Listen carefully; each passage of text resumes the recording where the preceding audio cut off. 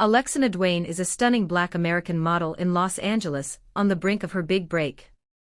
After years of rejection and mounting financial pressure, she finally lands a promising audition with a luxury women's underwear brand specializing in bras, panties, and lingerie. Determined not to mess up this opportunity, Alexina carefully selects 25 bold, spicy, confidence-driven modeling photos meant strictly for the brand's casting director. But in one irreversible mistake, she misplaces the last 2 digits of the phone number and hits send. The photos don't go to the agency. They go to Aristo Yoon-Wong. For over 2 decades, Aristo has been a ghost, an anonymous and untouchable Korean Mafia don whose name was never spoken aloud, whose face never appeared in records. Now officially retired from his criminal empire, Aristo lives in isolation, weighed down by wealth, regret, and a growing desire to leave his violent past behind. His only goal is simple but elusive: find a woman of rare beauty, strength, and character to build a real family with before time runs out. On a quiet evening filled with old regrets, his phone buzzes. What appears on his screen changes everything. But it started 3 weeks earlier, when Alexina was still just a girl with a dream, and a phone bill she couldn't pay. The apartment smelled like jasmine candles and desperation.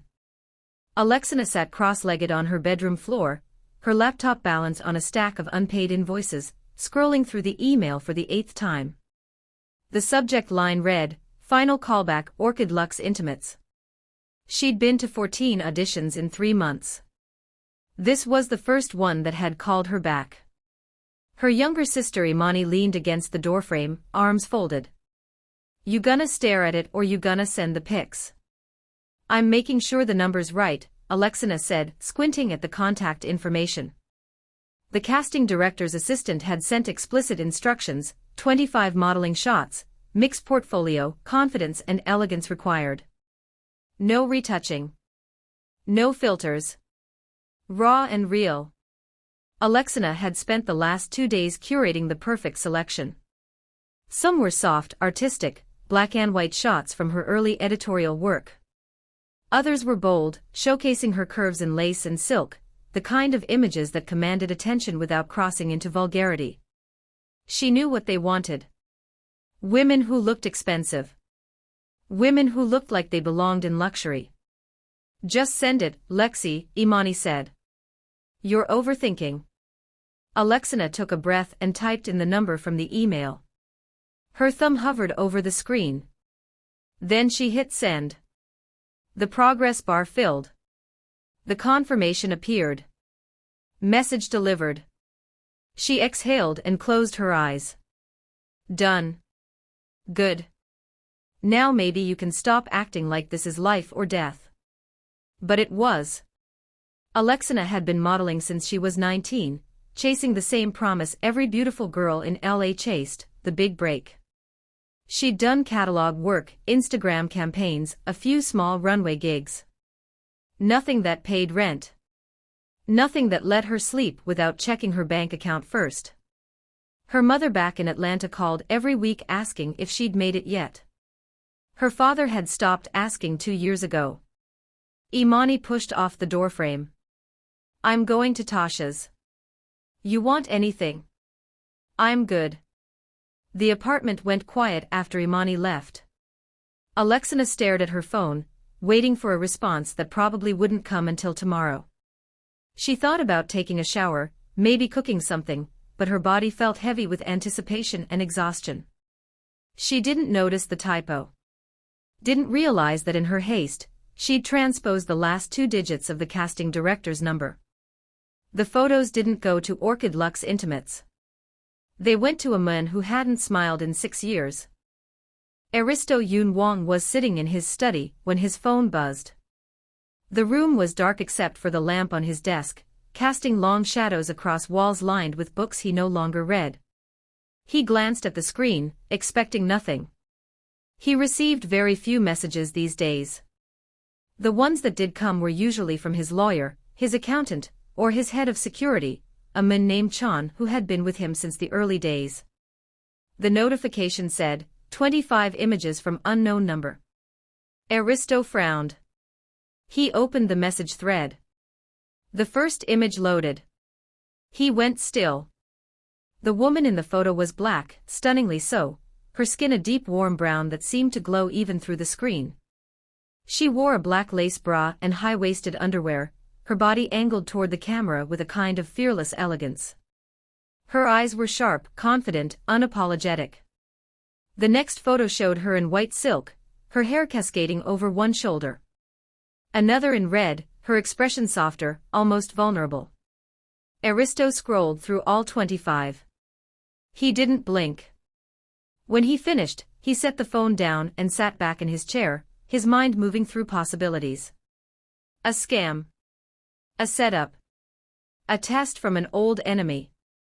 But the metadata was clean. The images were professional but personal, not stock photos. This wasn't a trap. This was a mistake. And for the first time in years, Aristo felt something other than regret. He picked up his phone and called Chan. "Yes, sir." Chan's voice was clipped, efficient. "I need you to trace a number." "Whose?" Aristo read it aloud. "What's the priority?" "Immediate." There was a pause. "Understood." Chan was back within 5 minutes. "The number belongs to Alexina Dwayne, 26, Los Angeles. She's a model. Freelance work, mostly catalog and social media campaigns. No major contracts. Lives in Koreatown with her younger sister. Current financial status suggests she's struggling. No criminal record. No red flags." Aristo absorbed the information without expression. "Address." Chan rattled it off. "Book the jet." Another pause, longer this time. "Sir, if I may ask." "You may not." Chan knew better than to push. "The jet will be ready in 2 hours." Aristo ended the call and looked at the photos again. He wasn't a man prone to impulse. Every decision he'd made in the last 20 years had been calculated, deliberate, and cold. He had built an empire on precision and fear, then walked away from it when the weight became unbearable. For 2 years, he'd lived in isolation, searching for something he couldn't name. Now it had a face. He stood, walked to the window, and looked out at the Seoul skyline. Somewhere in Los Angeles, a woman had just made a mistake. She didn't know it yet, but her life had already changed. Aristo intended to make sure of it. Alexina woke up the next morning to 17 missed calls. Her heart lurched. She grabbed her phone, thinking maybe the casting agency had tried to reach her, maybe they wanted her to come in early, maybe this was it. But the calls weren't from the agency. They were all from the same unknown number. She sat up, her stomach nodding. She opened her messages and scrolled to yesterday's thread. The photos were there, sent and delivered. But the number wasn't the one from the email. Oh no. No, no, no. She checked the email again, comparing digit by digit. Her chest tightened. She'd sent 25 intimate modeling photos to a complete stranger. "Imani," she shouted.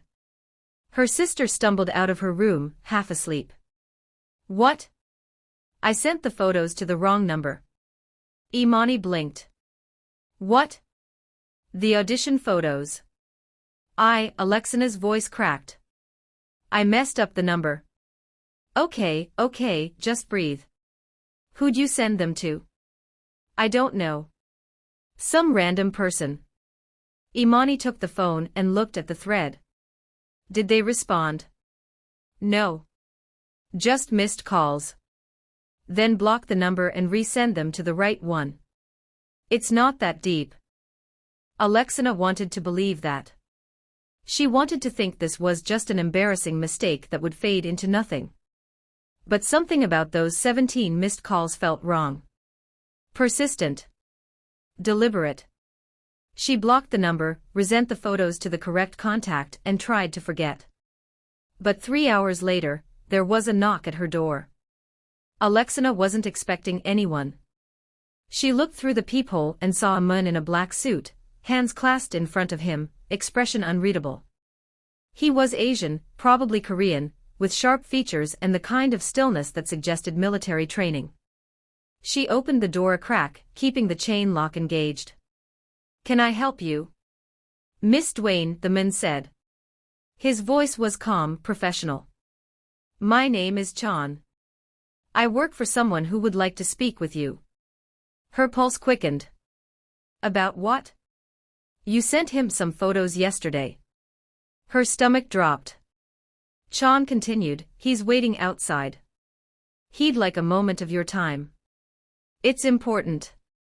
"I don't know what you're talking about," she said, her voice shaking. "Those photos were a mistake. I don't know who you are or who sent you, but I'm not interested." "He understands that," Chan said. "But he's come a long way. He's not here to cause trouble, Miss Dwayne. He's here to make you an offer." "An offer for what?" Chan's expression didn't change. "Your future." Before she could respond, another figure appeared behind him. Taller. Broader. Dressed in a charcoal suit that fit him like it had been tailored on his body. His face was striking, all hard angles and controlled intensity, his dark eyes fixed on her with an unsettling focus. "Alexina Dwayne," the man said. His voice was deep, accented, deliberate. "My name is Aristo Yoon-Wong. And I believe we need to talk." She stared at him, her mind racing. "I don't know you." "Not yet," he said. "But you will." He stepped closer, and Chan moved aside. Aristo's gaze didn't waver.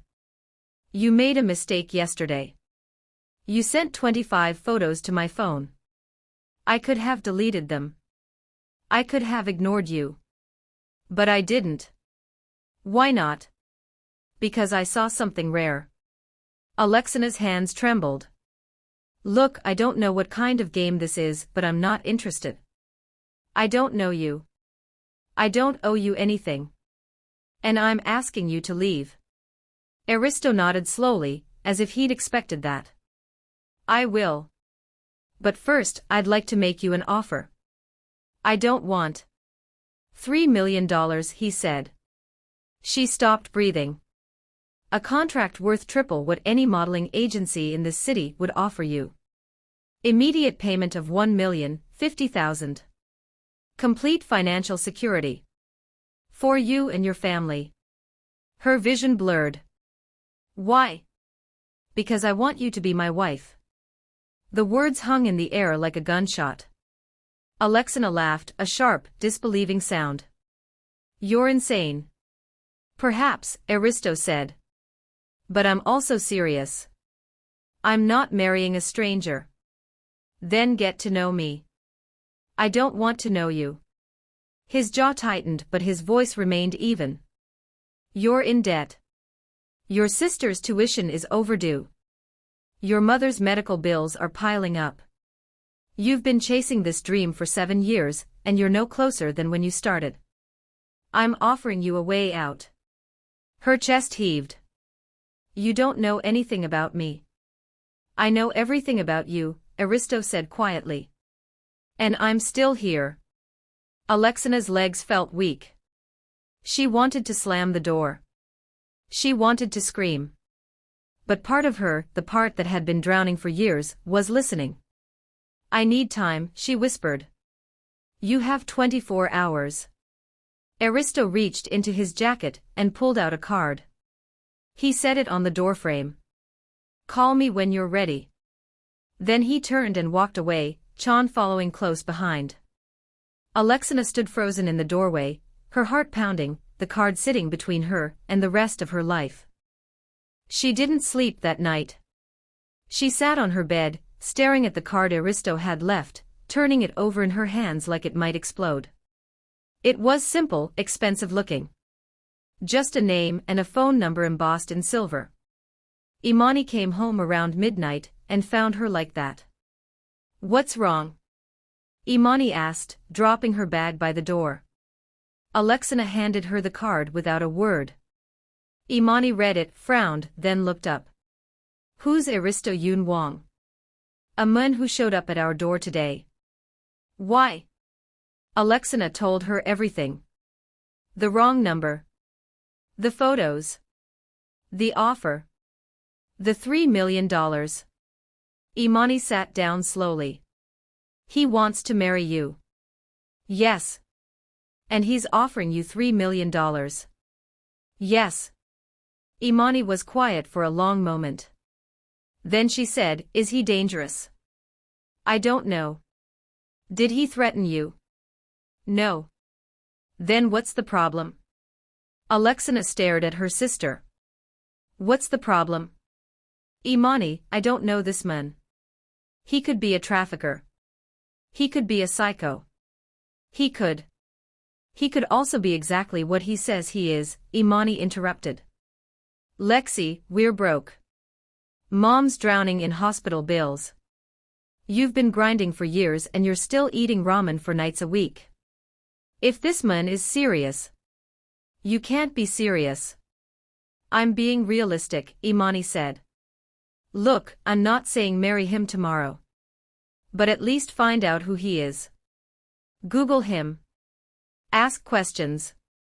If he's legit, then maybe this is the break you've been waiting for." "This isn't a break, Imani.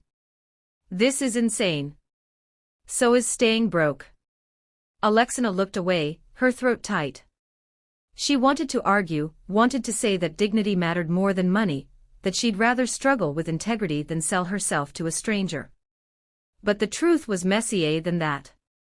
The truth was that she was tired. Tired of rejection. Tired of being one missed payment away from eviction. Tired of watching her mother suffer because she couldn't afford to help. "I'll think about it," she said finally. Imani squeezed her hand. "That's all I'm asking." The next morning, Alexina called the number on the card. Chan answered on the second ring. "Miss Dwayne," he said, as if he'd been expecting her. "I want to meet him again. Somewhere public." "Of course. Where would you like?" She named a cafe in Silver Lake, busy enough that she'd feel safe but quiet enough to talk. Chan agreed without hesitation and said Aristo would be there in an hour. Alexina dressed carefully, choosing a simple black dress that felt professional without trying too hard. She wanted to look like someone who couldn't be bought, even though part of her knew that ship had already sailed. When she arrived at the cafe, Aristo was already there, seated at a corner table with a cup of untouched coffee in front of him. He stood when he saw her, his movements precise and controlled. Chan was nowhere in sight, though Alexina suspected he wasn't far. "Thank you for coming," Aristo said as she sat down. "I'm not agreeing to anything," Alexina said immediately. "I just want answers." "Ask." "Who are you?" Aristo leaned back in his chair, his expression unreadable. "I was born in Seoul. I built a business empire over 20 years. 2 years ago, I retired. Now I live quietly and invest in things that matter." "What kind of business?" "Import and export. Real estate. Security consulting." She didn't believe him. There was something in the way he said it, too smooth, too rehearsed. But she let it go for now. "Why me?" she asked. "Because you're beautiful," he said simply.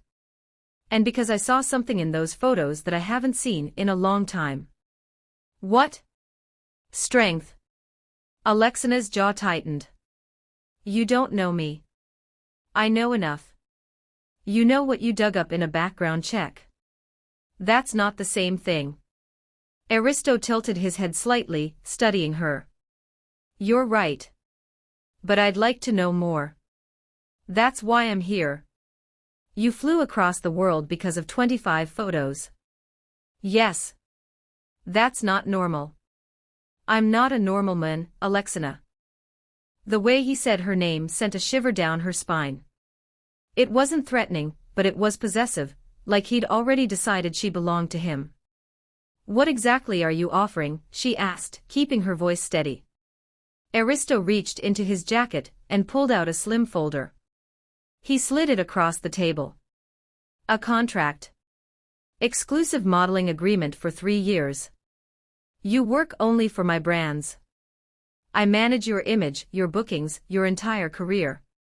In exchange, you receive a base salary of $1 million per year plus bonuses. Immediate signing payment of $1,050,000. All your debts cleared. Your sister's tuition covered. Your mother's medical expenses handled. Alexina opened the folder with shaking hands.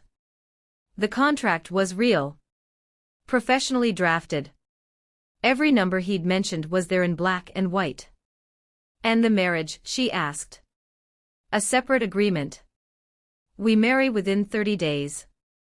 The marriage is real in every legal sense. You take my name. You live with me. You represent me publicly as my wife. And privately. His gaze held hers. That depends on you. What does that mean? It means I won't force you into anything you don't want. But I won't pretend I don't want you either. Her heart hammered. This is insane. It's business, Aristo said. You need security. I need a partner. We can help each other. You don't need me. You could have anyone. I don't want anyone. I want you. The certainty in his voice was almost frightening. Alexina set the folder down and looked at him, really looked at him. He was handsome in a severe way, all sharp edges and restrained power. But there was something else beneath the surface, something lonely and desperate that he was trying very hard to hide. I need time, she said. How much? A week. Aristo considered this, then nodded. 1 week. But I'd like to see you during that time. Let me take you to dinner. Let me show you what this life could look like. Why? Because I want you to choose me. Not the money. Me. Alexina didn't know what to say to that. She stood, clutching the folder to her chest. I'll think about it. That's all I ask. She left the cafe feeling like she'd just stepped off a cliff, and was waiting to see if she'd sprout wings or crash. Over the next 5 days, Aristo courted her with a precision that felt almost military. He took her to a private rooftop restaurant overlooking the city, where they ate food she couldn't pronounce and talked about everything except the contract. He asked about her childhood, her family, her dreams. He listened in a way that felt rare, like he was cataloging every word. On the 3rd day, he took her to his temporary residence in Los Angeles, a penthouse suite that looked like something out of a magazine. Chan was there, along with another man Aristo introduced as Anthony Vince, a white man in his early 40s with an easy smile and sharp eyes. Anthony handles my legal affairs in the States, Aristo explained. He's also one of the few people I trust. Anthony shook her hand. Pleasure to meet you, Miss Dwayne. Aristo's told me a lot about you. All good, I hope, she said, trying to sound lighter than she felt. Depends on your definition of good, Anthony said with a grin. But yeah. He's serious about you. I've known him 15 years, and I've never seen him like this. She glanced at Aristo, who didn't deny it. Later, when Anthony pulled Aristo aside, Alexina overheard fragments of their conversation. You sure about this? Anthony asked quietly. Yes. She doesn't know who you really are. She will. When it's time. And if she runs? Aristo's voice was cold. She won't. Alexina's stomach twisted. She didn't know what that meant, but it confirmed what she'd suspected from the beginning. Aristo wasn't just a businessman. He was something darker, something dangerous. And she was walking straight into it. On the 6th day, Aristo took her to a private gallery showing. The art was stunning, but Alexina couldn't focus. She kept thinking about the contract, the money, the life he was offering. She kept thinking about her mother's voice on the phone last week, tired and pained, saying she didn't know how much longer she could keep working. You're quiet tonight, Aristo said as they stood in front of a painting of a woman in red. I'm thinking about whether I can live with this. He turned to face her fully. You think I'm buying you? Aren't you? No, he said. I'm investing in you. There's a difference. Is there? You'll still have your career. Your independence. Your voice. I'm not asking you to disappear, Alexina. I'm asking you to let me build something with you. Why does it have to be marriage? Because I want something real. I've spent my entire life building empires that meant nothing. I want a legacy that matters. A family. A partner. I want you. The rawness in his voice caught her off guard. For the first time, she saw past the control, past the money, past the calculated charm. She saw a man who was just as lonely as she was. I need one more day, she said. Take it. That night, Alexina sat in her apartment with the contract spread out in front of her. Imani was asleep. The city was quiet. She thought about her mother. Her father. The years of struggle. The auditions that went nowhere. The dreams that felt further away every day. Then she thought about Aristo. The way he looked at her like she was the only thing in the room. The way he listened. The way he'd said, I want you to choose me. Not the money. Me. She picked up her phone and called him. He answered immediately. Alexina. I'll do it, she said. I'll marry you. There was a long silence. Then, quietly, he said, thank you. But I have conditions. Name them. I want my family protected. I want my career to stay mine. And I want honesty. If you lie to me, if you hide who you really are, this ends. Do you understand? I understand. Then we have a deal. 3 weeks later, they were married in a private ceremony attended by Chan, Anthony, Imani, and a handful of people Alexina didn't recognize. The venue was a luxury estate in Malibu, understated but breathtaking. Alexina wore a custom gown that fit her like a second skin, ivory silk with gold threading that caught the light. Aristo wore a black suit, and looked at her like she'd hung the moon. When the officiant pronounced them married, Aristo kissed her softly, his hand cradling her face with a gentleness that surprised her. You're mine now, he murmured against her lips. We'll see, she whispered back. The reception was small, elegant. Anthony cornered Aristo near the bar, grinning. You actually did it, Anthony said. I didn't think you had it in you. Neither did I, Aristo admitted. She know yet? About what? About who you really were. Aristo's expression hardened. She knows enough. For now, Anthony said. But she's smart, Mun. She's going to figure it out. I'll deal with that when it happens. Anthony clapped him on the shoulder. Good luck. You're going to need it. After the reception, Aristo led Alexina outside to the driveway. Waiting there was a car she'd only ever seen in magazines, a Bugatti, sleek and black, worth more than most people made in a lifetime. This is yours, Aristo said. Alexina stared. You're joking. I don't joke about gifts. She walked around the car, her fingers trailing over the smooth metal. This is insane. This is your life now. She looked at him, really looked at him, and saw the truth in his eyes. This wasn't just about the car. This was about showing her that he meant every word he'd said. That he would give her the world if she let him. Thank you, she said softly. Aristo stepped closer, his hand finding hers. This is only the beginning. Their first month of marriage was strange and careful. Aristo moved them into a sprawling estate in the Hollywood Hills, a compound with security that felt more like a fortress than a home. Alexina had her own wing, her own space, her own life. But every evening, they had dinner together. Every morning, Aristo asked how she slept. He didn't push. Didn't demand. But his presence was constant, like gravity. Alexina threw herself into work. The modeling contracts Aristo had promised materialized immediately. She shot campaigns for luxury brands she'd only dreamed of, worked with photographers who treated her like art, attended events where people knew her name before she introduced herself. The money was real.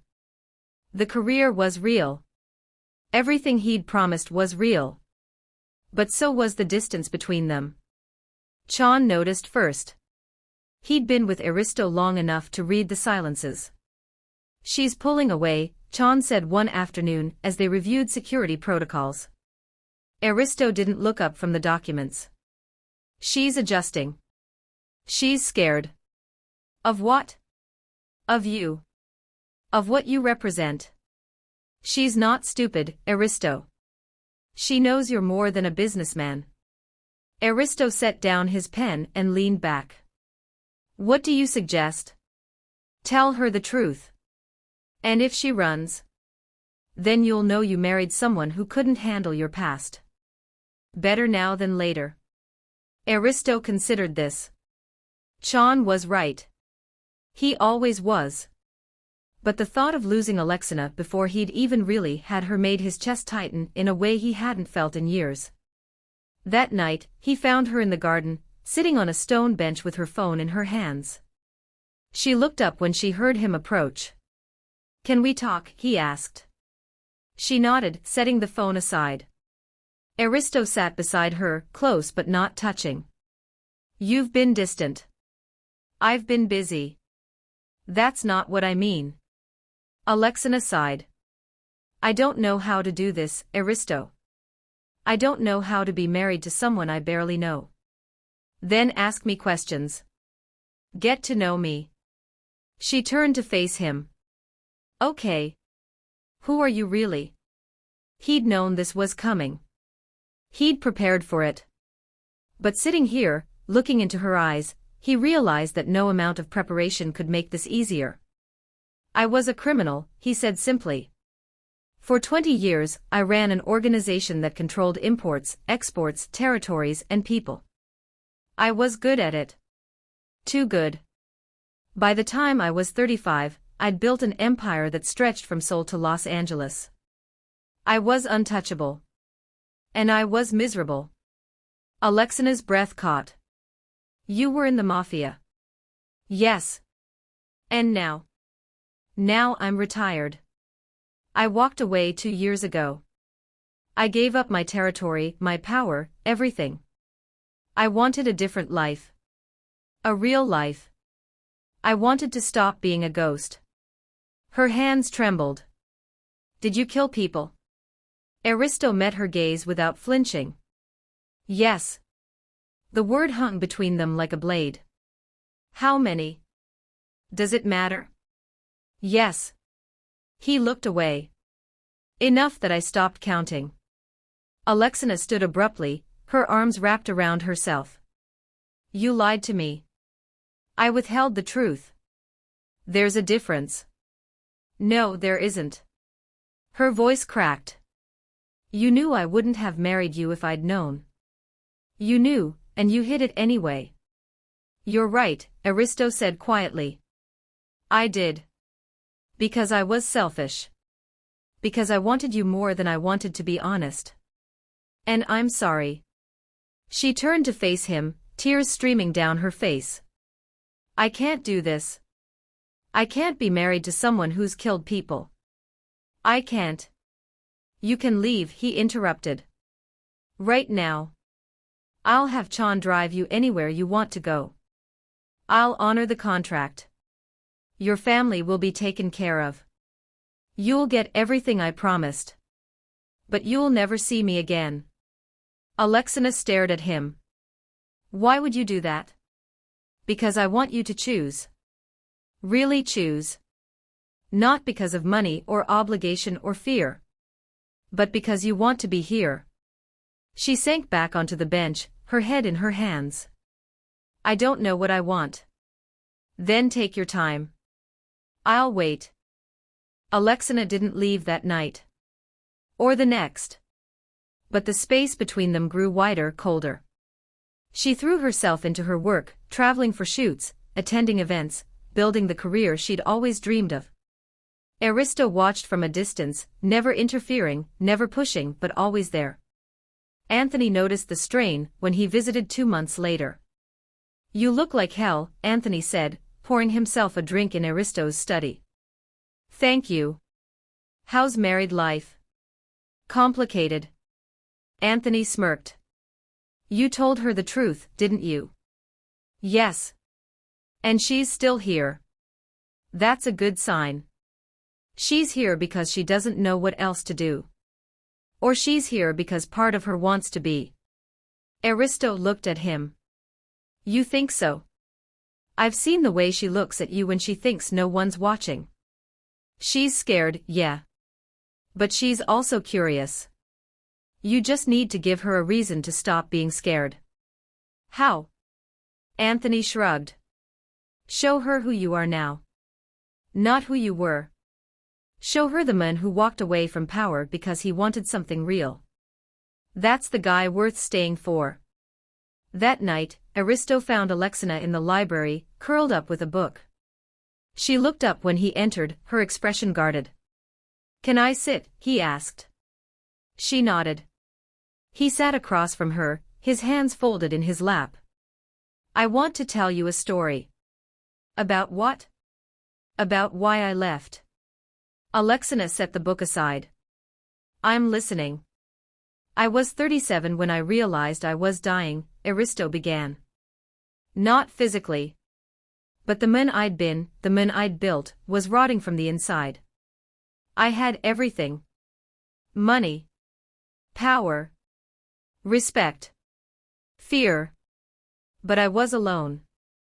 Every relationship I had was transactional. Every loyalty was bought.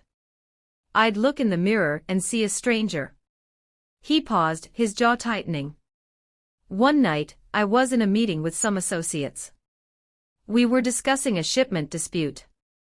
One of the men suggested we eliminate the problem. Just like that. Eliminate. As if we were talking about numbers on a spreadsheet, not a human life. And I realized I'd stopped seeing people as people. I'd become the kind of man I once hated." Alexina's throat tightened. "What did you do?" "I left. Not that night. But within 6 months, I dismantled everything I'd built.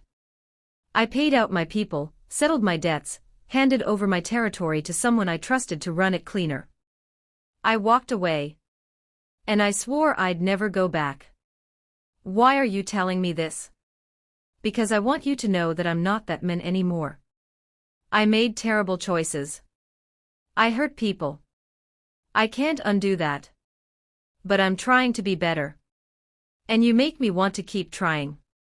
Tears welled in Alexina's eyes. "You scare me, Aristo." "I know. But you also make me feel safe.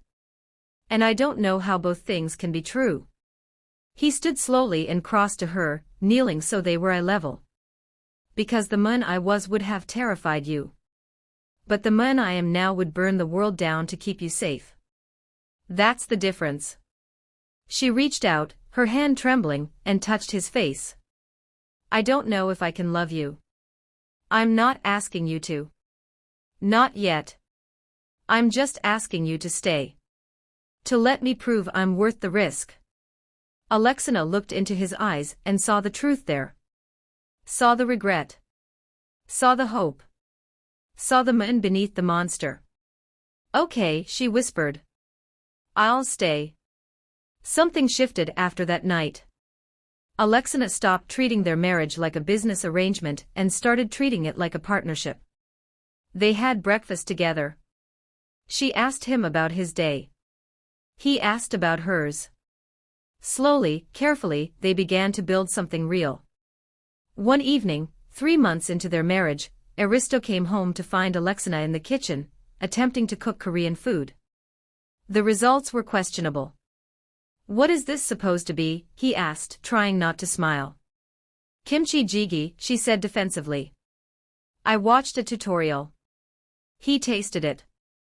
It was simultaneously too salty and too bland. It's terrible. She laughed, the sound bright and unguarded. I know. He set the spoon down and pulled her close, his arms wrapping around her waist. Why are you doing this? Because I want to understand you. Your culture. Where you come from. Aristo's chest tightened. You don't have to do that. I want to. He kissed her forehead, then her cheek, then the corner of her mouth. You're remarkable. I'm really not. You are. She looked up at him, her eyes searching his face. Then she kissed him, soft and tentative at first, then deeper. Aristo responded carefully, letting her set the pace, his hands steady on her waist. When they finally pulled apart, she was breathing hard. I think I'm starting to fall for you. Good, he murmured. Because I fell the moment I saw your picture. They didn't rush. But over the next few weeks, the distance between them dissolved completely. They talked late into the night. She told him about growing up black in Atlanta, about the first time someone called her beautiful, about the years of rejection that had nearly broken her. He told her about soul, about the weight of expectations, about the night he decided to walk away from everything he'd known. They learned each other's languages. He taught her Korean phrases. She taught him about her family's traditions, the food her mother cooked, the music that had shaped her. And slowly, inevitably, they fell in love. 6 months into their marriage, Alexina's mother visited from Atlanta. Aristo had been nervous, though he'd never admit it. But when Mrs. Dwayne arrived, she took one look at him and said, "You the one who paid my hospital bills?" "Yes, ma'am." She studied him for a long moment, then nodded. "You take care of my girl, you hear me?" "I will. And if you don't, I don't care how much money you got. I'll come for you myself." Aristo smiled, the expression rare and genuine. Understood. Later that night, Alexina found him on the balcony, staring out at the city. "She likes you," Alexina said, leaning against the railing beside him. "Your mother is terrifying." She laughed. "Yeah. But she's fair." He turned to her, his expression serious. "I love you, Alexina." Her breath caught. He'd never said it before. Not like this. Not without reservation. "I love you too," she said. He pulled her into his arms, holding her like she was the only thing keeping him tethered to the earth. And maybe she was. A year into their marriage, Alexina was on the cover of 3 major magazines, had signed with one of the top agencies in the world, and was fielding offers from designers she'd once only dreamed of working with. But the best part of her life wasn't the career. It was coming home to Aristo. It was the quiet mornings over coffee. It was the way he looked at her like she was the answer to a question he'd been asking his entire life. One evening, Chan stopped by with Anthony. The 4 of them sat on the terrace, drinking wine, and watching the sunset over Los Angeles. "You did good, Mun," Anthony said to Aristo. "I didn't think you could pull it off. But you did." "She did the hard part," Aristo said, his hand finding Alexina's. "You both did," Chan said quietly. Alexina looked at the 3 men, this strange collection of people who'd become her family, and felt a surge of gratitude so intense it nearly brought her to tears. Later that night, as they lay in bed, Aristo traced patterns on her skin, his touch gentle. "Do you ever regret it?" he asked. "Saying yes?" "Every day," she said. He stilled. She smiled. "I regret that I didn't say yes sooner." He kissed her, slow and deep, and she felt the truth of it settle into her bones. This life, this love, this man. It was hers. And she was his. Not because of money or contracts or mistakes. But because they'd chosen each other. Over and over. Every single day. And in the end, that was the only thing that mattered. Months later, as Alexina stood in front of a mirror preparing for another shoot, she caught sight of the wedding band on her finger. It was simple, elegant, and inscribed with a single word in Korean, sarang. Love. She thought about the day she'd hit send on those photos. The panic. The fear. The impossibility of it all. And she thought about Aristo, waiting for her at home, probably reviewing contracts with Chan, probably planning some extravagant surprise she didn't need but would love anyway. Her phone buzzed. A message from him, "Hurry home. I have something to show you." She smiled, typed back a quick reply, and finished getting ready. Because this was her life now. Unexpected. Complicated. Beautiful. And she wouldn't trade it for anything.